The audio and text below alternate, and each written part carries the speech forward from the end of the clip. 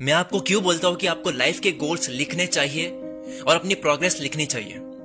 एक रिसर्च कहती है, इस रिसर्च का पीडीएफ फाइल का लिंक मैं डिस्क्रिप्शन में डाल दूंगा, आप उसको पढ़ सकते हो। इसमें लिखा है कि वो जो गोल्स लिखते हैं, जर्नलिंग करते हैं, प्रोग्रेस रिपोर्ट भी लिखते हैं, यानी क्या पा लिया और क्या पाना है दोनों लिखते हैं, वो लोग ज्यादा हासिल कर जाते हैं उनसे जो नहीं करते ये सब, जो इन सब चीजों को फालतू समझते हैं। जो कि ये तो इस रिसर्च को पढ़ने से पहले भी मैं मानता था कि जो अपने किसी एक इंसान को अपने गोल्स के बारे में बात करता है, अपने गोल्स बताता है, साथ में रिपोर्ट भी बताता है, प्रोग्रेस रिपोर्ट भी बताता है पर वीक, यानी वो गोल सेटिंग के साथ में क्या अचीव करा अब तक, उसकी प्रोग्रेस रिपोर्ट की भी जर्नलिंग करता है, वो भी ज्यादा हासिल कर जाता है, वो भी अच्छा खेल जाता है।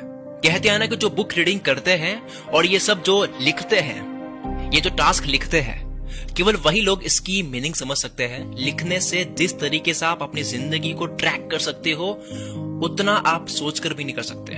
जब तक थॉट्स को वर्ड्स में बदलकर उन वर्ड्स को नजरों के सामने नहीं रखोगे तब तक आप अच्छे से ट्रैक करके और अच्छे से और क्लियर तरीके से नहीं सोच सकते।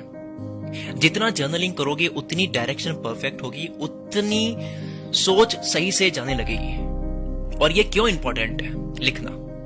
क्योंकि इससे आपका फोकस तगड़ा होगा। पिछली वीडियो में मैंने बताया था कि फोकस तगड़ा होना क्यों जरूरी है। रास्ते की रुकावटों में परेशान होना और सक्सेस में रिलैक्स होना, ये दोनों नहीं होता है जब फोकस तगड़ा होता है। जिसका फोकस तगड़ा होगा वो ना रुकावटों से रुकेगा ना सक्सेस में रिलैक्स होगा। तो तगड़ा फोकस होता है राइटिंग से, लिखने से, जर्नलिंग से। क्या आपके साथ में ऐसा होता है कि आपके दिमाग में कोई आइडिया आया, उस पर काम करना आपने शुरू भी कर दिया, फिर इसके 101% चांसेस होते हैं कि दूसरा आइडिया फिर से दिमाग में आएगा, वो उससे अच्छा लगेगा कि यार ये बड़ा अच्छा आइडिया है, इसको पहले करते हैं। फिर उसको करने लग जाएगा, फिर से एक और आइडिया आएगा, वो और अच्छा लगेगा। और ये लूप चलता रहता है, पूरी जिंदगी भर चलता रहता है। कुछ एंड कर ही नहीं पाते, स्टार्ट कर लेते हैं लेकिन एंड कर नहीं पाते, फिनिश नहीं कर पाते। तो इसे कहते हैं थोड़ी थोड़ी देर में अपॉर्चुनिटी दूसरी जगह, दूसरे आइडिया में सर्च करना। जब दिमाग अपॉर्चुनिटी सर्चिंग मोड में होता है तब ये एक अपॉर्चुनिटी में टिक नहीं पाता है, किसी एक आइडिया पर टिक नहीं पाता है। फोकस की वो ताकत है कि कोई इंसान आपसे बुद्धू है, मूर्ख है वो इंसान, लेकिन उसका फोकस एक चीज पर बहुत तगड़ा है। और आपका फोकस नहीं है लेकिन आपका एक्सपीरियंस अच्छा है, आपका आइडिया अच्छा है, आपके पास पैसे है, सब कुछ है, लेकिन वो मूर्ख इंसान फोकस के साथ में आपको पेल देगा, आपको हरा देगा। ये कैसे पता करे कि आपका फोकस तगड़ा है?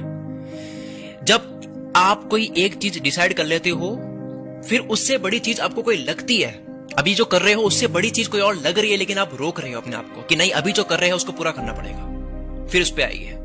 कैसी भी अपॉर्चुनिटी हो, कैसा भी आइडिया हो, आप अपने आप को मना कर रहे हो कि पहले मैं अभी जो कर रहा हूं उसको फिनिश करूंगा। हर इंसान जो कुछ अलग करना चाहता है उसकी जिंदगी में यह पल आएगा ही आएगा कि वो जो अभी कर रहा है वो सही नहीं लगेगा। एक टाइम के बाद में उसको वो करना सही नहीं लगेगा, यानी उसको अपना कमिटमेंट तोड़ने का मन करेगा कि यार ये अब नहीं करते हैं, नया आइडिया आया है वो ज्यादा अच्छा है, उसको करते हैं। इसीलिए आपको गोल्स, इसलिए बोल रहा हूं मैं, ये बात क्यों बोल रहा हूं, ये वीडियो मैंने क्यों बनाई है, इसीलिए आपको गोल्स और प्रोग्रेस लिखनी जरूरी है।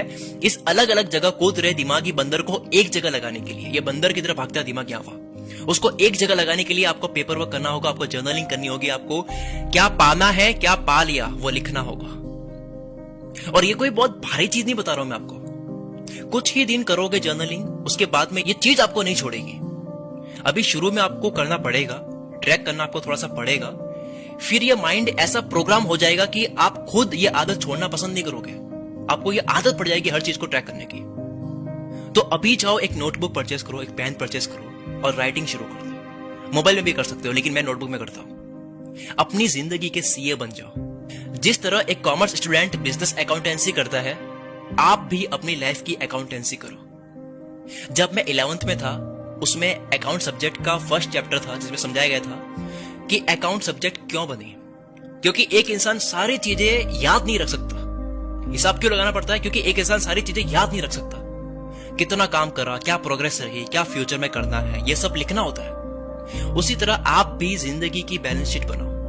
बैलेंस शीट में एक तरफ एसेट्स होती है, यानी क्या क्या कंपनी में कमा लिया, और एक तरफ लायबिलिटीज होती है, क्या क्या देना है, क्या क्या लगा उसको करने के लिए, फिर जाकर के नेट प्रॉफिट निकलता है। आप भी जिंदगी की बैलेंस शीट बनाओ कि इतना मैंने कमा लिया, इतना मैंने जिंदगी में अचीव कर लिया, ये सारे गोल्स मैंने पूरे कर लिए, और दूसरी साइड में लिखो कि इससे इतना अचीव हुआ, और ये भी लिखो कि क्या क्या करना है। फिर दोनों को मिला करके कि आपने क्या कर दिया, क्या करना है, दोनों को मिला करके नेट प्रॉफिट निकालो जिंदगी का, कि क्या प्रोग्रेस हुई है लाइफ की। चलो अब तक के लिए सिर्फ इतना ही। और हाँ,